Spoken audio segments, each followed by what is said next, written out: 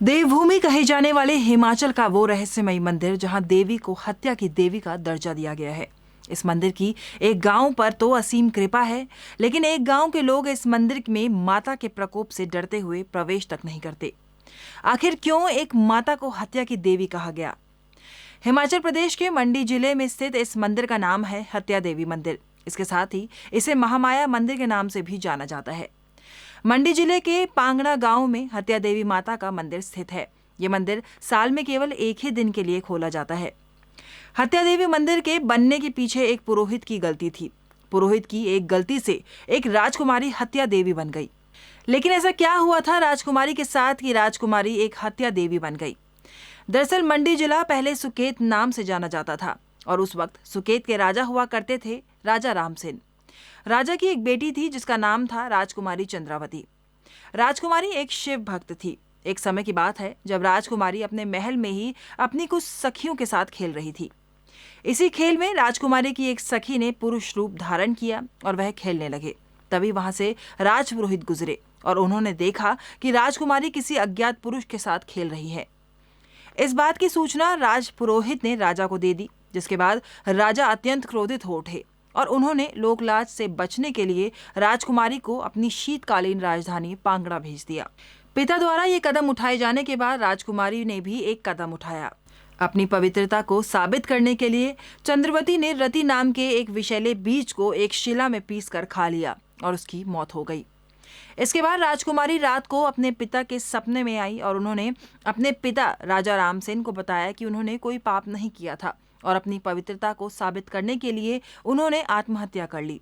आगे राजकुमारी ने अपने पिता से सपने में कहा कि उनके मृत शरीर को पांगड़ा में स्थित महामाया देवी कोट मंदिर में दफनाया जाए और 6 महीने बाद दोबारा उनके मृत शरीर को जमीन से बाहर निकाला जाए। अगर उनका शरीर 6 महीनों बाद भी इसी अवस्था में रहेगा तो इसका मतलब है कि वह पवित्र थी, और अगर सड़ जाएगा तो इसका मतलब होगा कि वह अपवित्र थी। ये स्वप्न देखने के बाद राजा ने राजपुरोहित और रियासत के ज्योतिषियों को बुलाया और इस स्वप्न के बारे में बताया। इसके बाद ज्योतिषियों की सलाह पर राजा उसी समय पांगड़ा के लिए निकले और वहां पहुंचकर उन्होंने देखा कि सचमुच उनकी बेटी ने आत्महत्या कर ली है। इसके बाद बेटी के कहे अनुसार राजा ने चंद्रवती के पार्थिव शरीर को महामाया मंदिर में ही दबा दिया और जब 6 महीने बाद जमीन के अंदर से राजकुमारी के शरीर को बाहर निकाला गया तो उनका शरीर बिल्कुल ठीक अवस्था में था। ये देख सबकी आंखें खुली की खुली रह गई और इससे साबित हो गया कि राजकुमारी बिल्कुल पवित्र थी। इसके बाद राजकुमारी के कहे अनुसार उनका अंतिम संस्कार पांगड़ा के पास में चंद्रपुर में किया गया और फिर इसी स्थान पर भगवान शिव और माता पार्वती का मंदिर बनाया गया, जहां एक शिवलिंग की भी स्थापना की गई। इस वाक़ये के बाद राजा ने उस राजपुरोहित को सजा दी और उसे अपनी राजधानी से बाहर निकालकर एक ऐसी जगह भेज दिया जहां खाने से लेकर पानी तक हर चीज की कमी थी।